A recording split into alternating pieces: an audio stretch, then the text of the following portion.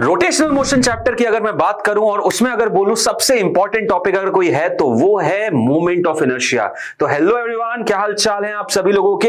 आइए इस छोटे से सेशन में मोमेंट ऑफ इनर्शिया के चीजों को समझते हैं। और देखो, मोमेंट ऑफ इनर्शिया में मैं जितने बच्चों से बात करता हूं सब थोड़ा कंफ्यूज रहते हैं, सर कितने फॉर्मूले हैं, किस किस को याद रखें। मैं 12 ऐसे स्ट्रक्चर लेकर आया हूं जिनके मोमेंट ऑफ इनर्शिया आपको मुंह जबानी याद होने चाहिए। अगर नहीं है तो प्लीज इनको पेपर में लिख लीजिए और चिपका दीजिए आपके स्टडी टेबल के सामने, क्योंकि ये 12 के 12 आपको डेफिनेटली कहीं ना कहीं पे पूछे जा सकते हैं। और इन्हीं के ऊपर मोमेंट ऑफ इनर्शिया के पैरेलल एक्सिस या परपेंडिकुलर एक्सिस थ्योरम से रिलेटेड सवाल भी बनते हैं। और even torque equals to I alpha का जो रिलेशन है उस पे भी इसी से रिलेटेड सवाल बनेंगे। तो ये सारे 12 के 12 स्ट्रक्चर के मोमेंट ऑफ इनर्शिया इनके एक्सिस पे आपको पता होना चाहिए। पहला बताता हूं, सबसे पहला जो है वो है यहां पे एक रिंग या डिस्क, जिसका आपका बोलना चाहो। सबसे पहले बात करते हैं डिस्क की, ठीक है। सबसे पहले बात कर लेते हैं सर एक डिस्क की। ये यहां आपके सामने दिख रही है एक डिस्क, और इस डिस्क में आप देख सकते हैं अगर ये एक्सिस ऑफ रोटेशन है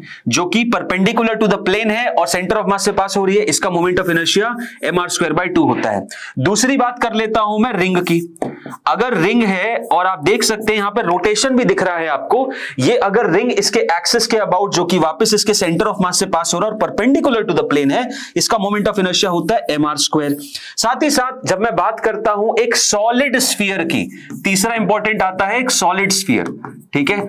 अब एक सॉलिड स्फीयर की अगर मैं बात करूंगा तो इसमें जो एक्सिस ऑफ रोटेशन ये रही, इसके डायमीटर के अलोंग है। ये एक्सिस किसके अलोंग है ये भी समझना जरूरी है। ये डायमीटर के अलोंग है, जो एक्सिस ऑफ रोटेशन है ये अलोंग द डायमीटर है, ये अलोंग द डायमीटर है। तो इसमें जो मोमेंट ऑफ इनर्शिया आता है वो हो जाता है 2/5 mr²। बहुत इंपॉर्टेंट। फोर्थ स्ट्रक्चर की बात करेंगे जो कि है एक होलोस्फीयर। ये यहां पे आप देख रहे हैं ये एक होलोस्फीयर है। होलोस्फीयर में वापस axis of rotation along diameter है, इसका मोमेंट ऑफ इनर्शिया बेहद इंपॉर्टेंट 2/3 mr²।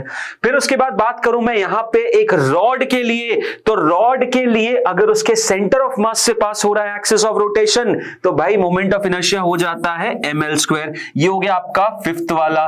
सिक्स्थ हो जाता है आपका जब उसी रॉड के एंड से एक्सिस ऑफ रोटेशन पास हो रहा है और रोटेशनल देख लो कैसा हो रहा है, तो आपका मोमेंट ऑफ इनर्शिया हो जाता है ml²/3, ठीक है। ये तो हो गए 6। अगले 6 कौन से हैं आइए देखिए, अगले 6 की बात करता हूं। सबसे पहले आ जाता है होलो सिलेंडर, ये हो गया 7वां मेरा। अब होलो सिलेंडर में एक्सिस ऑफ रोटेशन देखना इसकी खुद की एक्सिस के अबाउट है, और होलो सिलेंडर का जो मोमेंट ऑफ इनर्शिया रहता है वो जो आपका रिंग का रहता है वही रहता है, यानी mr²। साथ ही साथ अगर मैं 8वां एक सॉलिड सिलेंडर बात करूं, इसमें एक्सिस ऑफ रोटेशन कितना हो जाएगा, उतना ही होगा जितना कि एक डिस्क का, यानी mr²/2। 9th स्ट्रक्चर की बात करता हूं जो कि प्लेट्स का है, रेक्टेंगुलर प्लेट। अब रेक्टेंगुलर प्लेट में मान लो इस एक्सिस के अबाउट मोमेंट ऑफ इनर्शिया इसका निकाला जाता है। तो बेटा इस सिनेरियो में ये पूरा का पूरा जो प्लेट है मान लिया जाता है एक रॉड की तरह है। ये पूरा का पूरा प्लेट कैसे मान लिया जाता है, एक रॉड की तरह है, जिस रॉड की जो लंबाई है वो इतनी है, इसकी ब्रेड्थ को इग्नोर कर दिया जाता है और मोमेंट ऑफ इनर्शिया फिर रॉड का अबाउट टेंट कितना जाता है ml²/3। देखिए आंसर आ गया, ये आपका 9th है। 10th इसी में क्या हो जाएगा, 10th इसी में क्या हो जाएगा कि अगर मान लो इसकी बजाय सर इसको ले लें, तो अगर इसके अबाउट ले लें तो सर ये देखिए ये हो जाएगा आपका ये वाला केस कि ये एक्सिस ऑफ रोटेशन है और अब ये रॉड मान ली जाएगी और इसकी विड्थ कितनी हो जाएगी b के बराबर, यानी b। ओके, तो अब रॉड का अबाउट कितना होता है mb²/3। देखिए आगे mb²/3। 11th में चलते हैं। 11th देखिए क्या है, 11th यहां पे आ जाएगा आपका कि अगर उसी को ऐसे निकाल दिया तो बेटा ये देखो उसी की तरह है, एक रॉड हो जाएगी जिसके एंड में जिसकी लंबाई कितनी है l, तो यहां पे ml²/12 आ जाएगा। और अगर इसके अबाउट ले लिया तो ये वाला केस बन जाता है, इसमें ये वाला केस बन जाता है जब रॉड ये रही आपकी, ठीक है, और ये रहा एक्सिस ऑफ रोटेशन और इसकी विड्थ कितनी है b, तो ये हो जाता है mb²/12 जैसा आपको दिया हुआ है। ये आपका 11th और ये आपका 12th है। तो ये 12 अगर आप लोगों ने याद रख लिए, ट्रस्ट मी, पैरेलल एक्सिस का केस हो, परपेंडिकुलर एक्सिस का कोई केस हो, वो बिल्डअप होगा इसी में से। इसी में से हम आपसे बोल देंगे भैया बताइए इसके इस एक्सिस से पास होने वाली मोमेंट ऑफ इनर्शिया को, या फिर इसी पे लाई करने वाली मोमेंट ऑफ इनर्शिया को, जिसको हमें परपेंडिकुलर पैरेलल से निकालना है। तो मैंने यहां पे इसके ऊपर तो आप बहुत सारे बना सकते हो, लेकिन ये 12 ऐसे हैं जो कि आपको एकदम कंठस्थ होने चाहिए, जो कि आपको एकदम कभी भी मैं पूछूं रात के 3 बजे उठा के कि क्या होता है मोमेंट ऑफ इनर्शिया, इसके एक्सेस क्या आउट, तो आपको पता होना चाहिए mr²/2 होता है।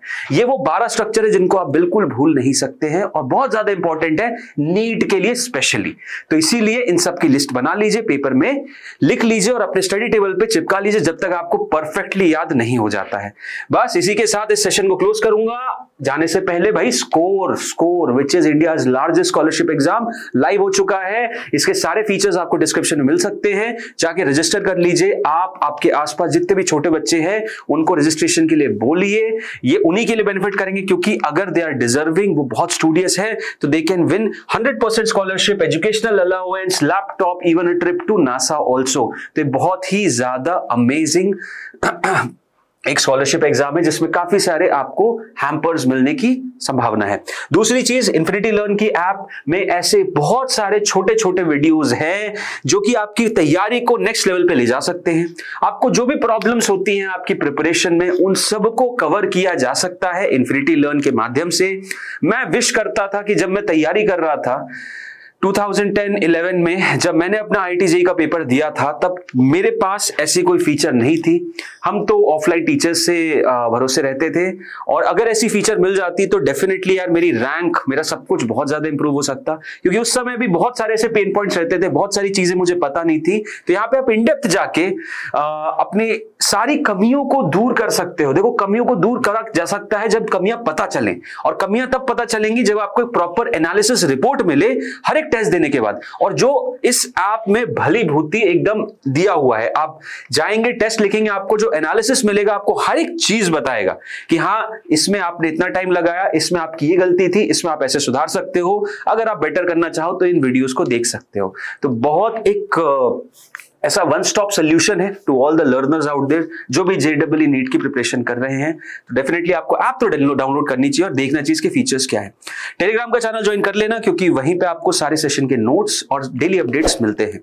बाकी इस वीडियो को यहीं पे क्लोज करेंगे, मिलेंगे अगले वीडियो में। तब तक के लिए thank you, bye bye and take care all of you.